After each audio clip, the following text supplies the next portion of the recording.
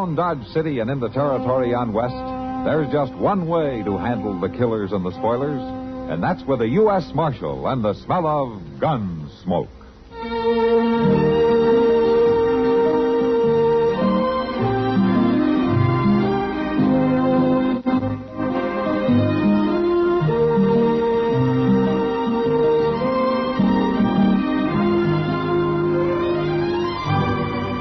Gunsmoke, starring William Conrad, the story of the violence that moved west with young America, and the story of a man who moved with it. I'm that man, Matt Dillon, United States Marshal. The first man they look for and the last they want to meet. It's a chancy job, and it makes a man watchful and a little lonely.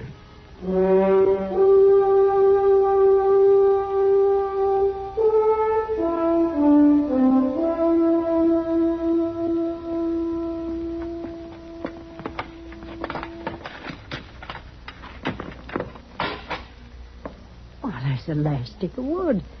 Ben? Ben? Quit hollering, Ma. I hear you. Well, if I'm going to keep this stove going, I'll need some more wood. There's some in the wood box. No, you didn't fetch any today. Now go on out the woodshed and bring me some. Ma, I was just fixing to leave for town. Ben Redgate, you fill my wood box. And there'll be no going to town tonight. Ma, you can't keep me here like a tethered calf. Why, you're living in my house. You'll do as I say. I'm a man grown, Ma. Pa says Pa I can... says you want to go to town so you can be like your pa? Oh, now, Ma. Ben, it's going to town that's turned him the way he is. He's still my pa. Well, you're not going to town. That's the end of it. One man in this family hanging around saloons is enough. Where's the horses? I thought I told you to get the horses, Ben. Ma says I can't go. Well, and I say you can. Go on now, get the horses. The boy isn't going, Horatio. No. Don't stand in the way, Livvie. He's big enough to go to town with his pa. Ain't you, Ben? I sure am, Pa. He's not to go. You're not to take him in there and start him on the road you took. Well, now. Ben don't think it's such a bad road, I'll wager. Sure not.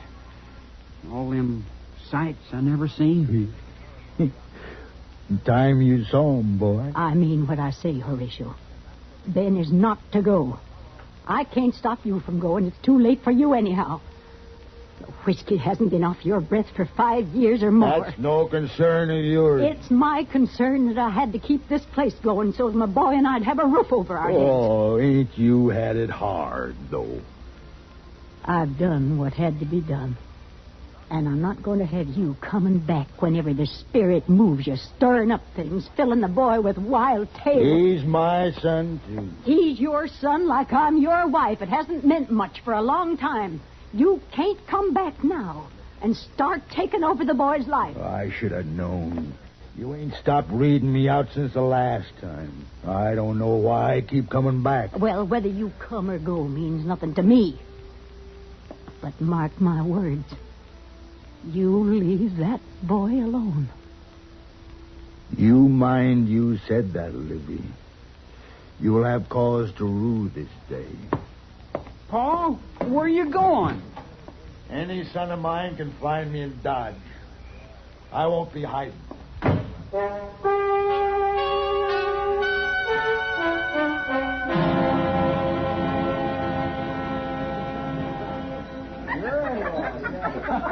He sure don't favor his daddy standing there, do he? No, sir. Horatio Redgate never spills a drop.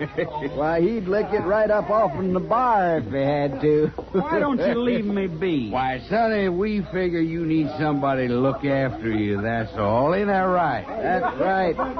Way I get it, his ma don't like him out of her sight. Somebody's got to watch over him. Go on now, leave me be or I'll just... Or you'll do what, sonny? All right, boys. All right. You've had your fun. You the Redgate boy? My name's Ben Redgate, and I'm man grown. Oh, sure you are. Is that your pa lying across the table back there? Sure, that's him. Look, Ben, why don't you call it quits for now and go on home, huh? Oh, you sound like my ma. She don't think I can get along out of her sight. I don't think you're out of her sight right now. What do you mean? Isn't that your ma standing there at the door looking in? She's got no call to follow me. Maybe not, but she's sure doing it. Well, I guess I have to see it to believe it. Come on home now, Ben. I ain't gonna go. I ain't gonna listen to no more of your lectures. This is no way for you, Ben. Come home now and we'll say no more about it. We'll see no more about it because I ain't coming. And I ain't gonna listen no more. Mind your tongue, Ben. It wasn't easy for me to come into a place like this. Don't you cause me trouble now. Then don't follow me. And if I want to take a drink out of this bottle, I'm going to do it. Not while I'm here to stop you.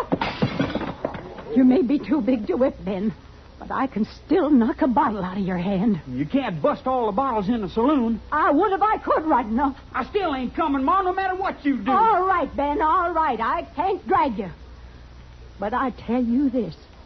If it'd do any good, if it'd keep you from turning out like your pa, I'd as soon see every saloon in town just burn to the ground. I'd even help strike the matches.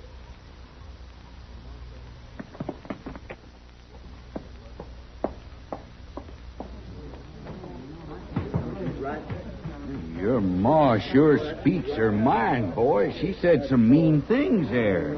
Mighty mean. She smashed that bottle full of whiskey just like it was nothing. A terrible thing. Wasting whiskey like that is terrible.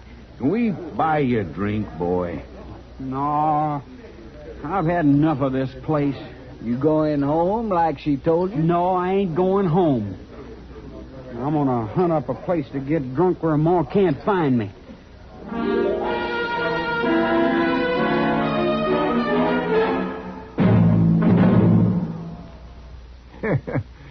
The shoveling started at the little town of Rome in New York State back in 1817.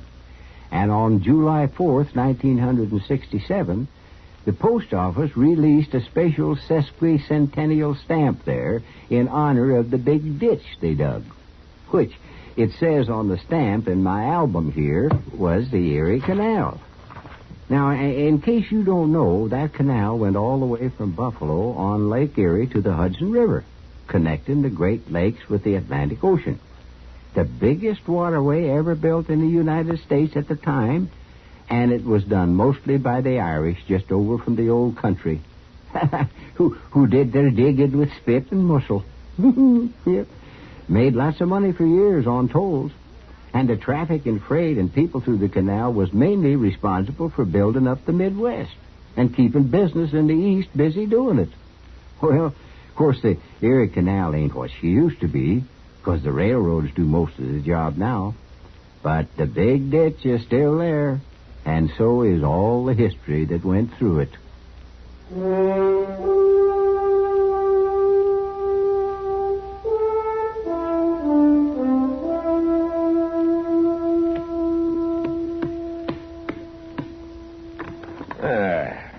Now, what's your excuse this time, Chester?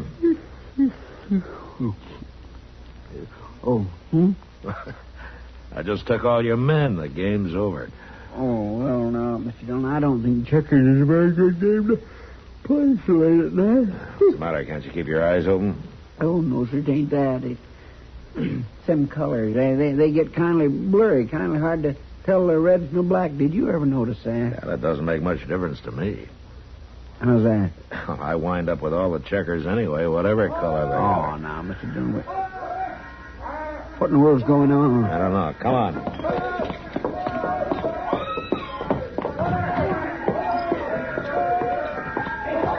Look, down at the end of the street there, see? Yeah. I don't think they're going to put that one out either. Oh, them flames sure got a hold, all right. Yeah, it's the new saloon, the Prairie Wagon. Now there's no hope for that place. It'll be enough of a job to keep the fire from spreading. I'll go help with the buckets, Mr. Dillon. I'll go around back, see which way it is spreading. Yes, sir. Marshal! Marshal! Yeah, what? We got him, Marshal. Caught her red-handed. Marshal, I don't know. She done it, Marshal, just as plain as can be. What's she done?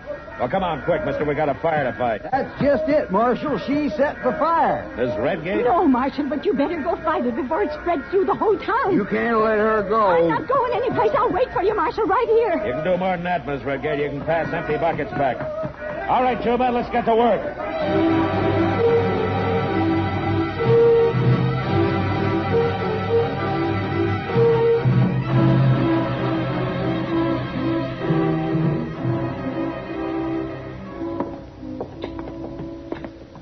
We was sure lucky there wasn't no wind. Yeah.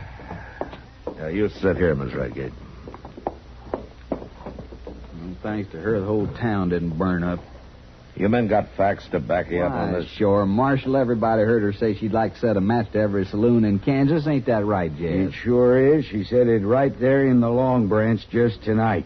And there she was, out back watching the prairie wagon burn. I wasn't watching, Marshal. Did you say those things, Miss Redgate? I said I'd like to see them burn, Marshal, and I'm not sorry this one did either, but I didn't burn it. You gotta lock her up, Marshal. I'll take care of Well, her. go on, lock her up. She done it plain as day. I said I'd take care of her. Now, you men get out. I'll send for you tomorrow if I need you. But, Marshal, I we... said get out.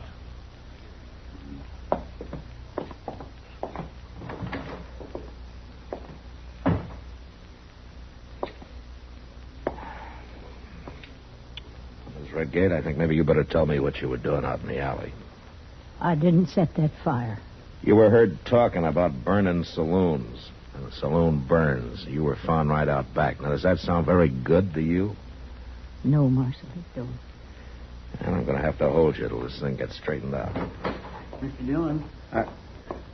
Oh, excuse me. That's all right, Chester. Well, Mr. Dillon, there's a fellow out here says he's got to see you right now. I'll bring him in. Well, yes, sir, but I just thought maybe it might be better for you to come out and see him for just a minute. If it's all sounds Oh, good. all right, Chester. You stay here with us, Redgate. Yes, sir.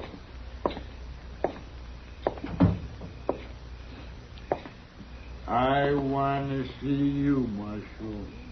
Oh, it's you, Redgate. What do you want? I come to do my duty. Is that so? That fire, that terrible fire, Marshal. What about the fire? I know. You know what? I know who done it. I know who burned down that new saloon. That's a terrible thing. All right, tell me. Who did it? You won't believe. Well, you tell me anyway, huh? Did you ever hear of a woman too good for her own good? Oh, come on, Redgate. Tell me your Too story. good for her own good. Redgate.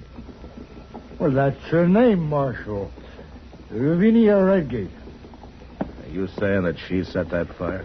I seen her, Marshal. I seen her just as You nice telling me that as- you saw your wife start that fire? Sure as shooting. Then why didn't you stop her? Huh? I said, why didn't you stop her? Why, Marshal, I couldn't. I couldn't get there in time. I was still across the street when I seen her. Across the street? That's it, yeah. I was across there when I seen her standing in front of the saloon with a big torch. Great big torch. Did you say in front of the saloon? That's right, Marshal. And she threw the torch. Then what did she do? Well, she just stood there watching, right there. And I want you to go get her, Marshal. Arrest her. She's too good for her own good. I don't have to arrest her, Redgate. You don't? Why not? Just tell me why not. She's already in my office. Livvie? In the jailhouse? Oh, that's good, Marshal. That's good. I want to see that, Marshal. I want to go inside. Yeah, I think maybe you better. Come on.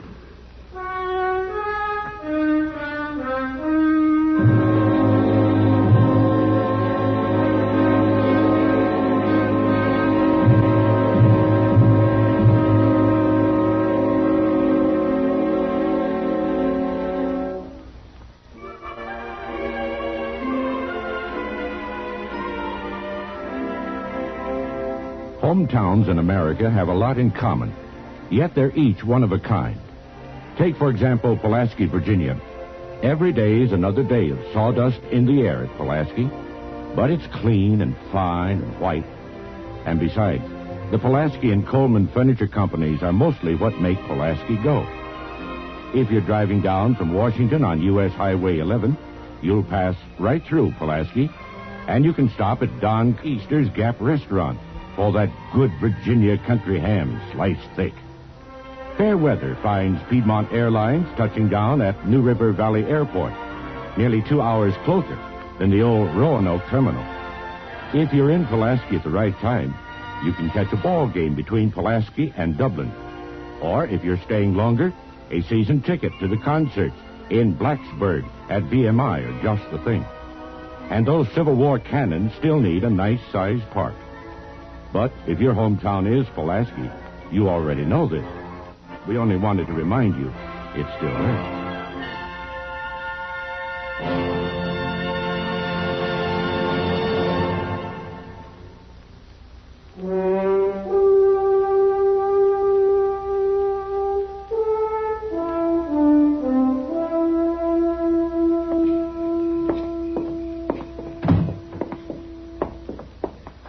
What? She ain't locked up at all, Marshal. She's just sitting there. Horatio, where's Ben? Go on now, Marshal. Lock her up. Lock her up, Marshal. Sit down, Redgate. Sit down. We just wanted to see her locked up. I don't think that's going to be necessary. Why not, Marshal? She done it. She said she was going to. I seen her. I'm not so sure about that. Wow. Anybody'll tell you she said that she'd as soon see all the saloons burn. She'll tell you herself, won't you, Livvie? What have you done with Ben? You're in a fix for sure, ain't you, Livvie? Your boy's run off, ain't he? Because you didn't want him to see his paw. Send him home, Horatio. Give him a chance to grow up decent. You've been out looking for him, ain't you, Livvie? You couldn't sit there at home and wait for him, could you? Yes, I've been looking. Is that what you were doing in the alley, Miss Redgate? Yes, Marshal. I'm ashamed to tell you it was. I was feared someone would tell him if they saw me out front, so I was going along the back way. I got my hindsight now. I can see it was wrong. Yeah, hear that, Marshal? Vinnie Redgate admits she was wrong. Lock her up, Marshal. Lock her up. Let her sit there a spell and repent. You got it backwards, Redgate. What's that? You're the one who's going to sit there and repent. What? Your wife never was out on Front Street. 2 witnesses saw her around back. Your story doesn't make any sense at all. Marshal, I swear... Don't bother.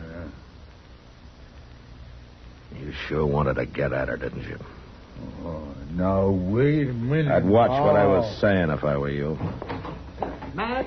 Hey, Matt. Yeah, Doc, what is it? Oh.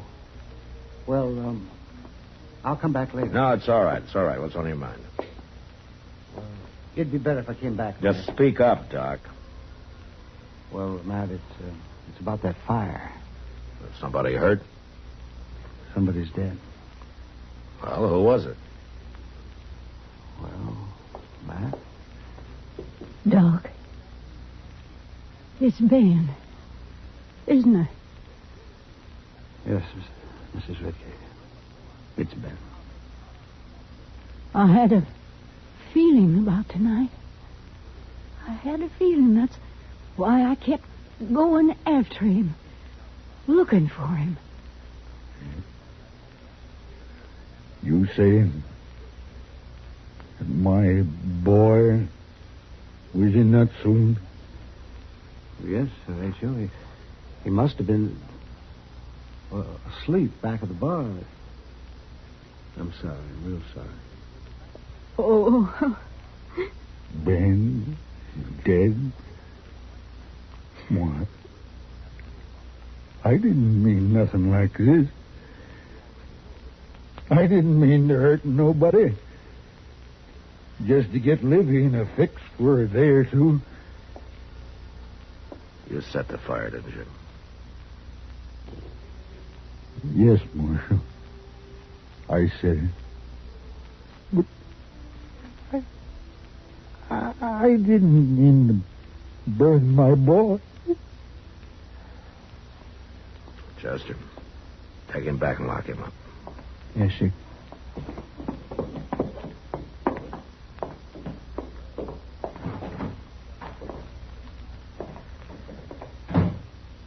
I'm sorry, Miss Redgate. I wish there was something I could do to make it easier for you. If you like, ma'am, I'll have Chester take you home. Home. I drove Ben away from home. What did I do wrong, Marshal?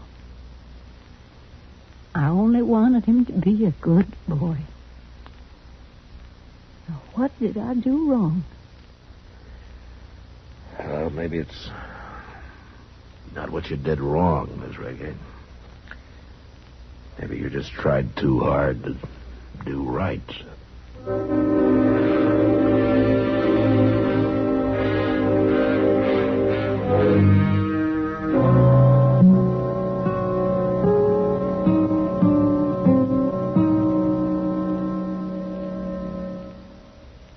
When it comes to political terminology, I guess that old character Elijah Cuddlestone has used it all. For instance, and I say that all of them, every man Jack and nominated to run against me is cast in the same mold, poured out of the same bottle, chips off of the same political stump. There's no choice among them, that is.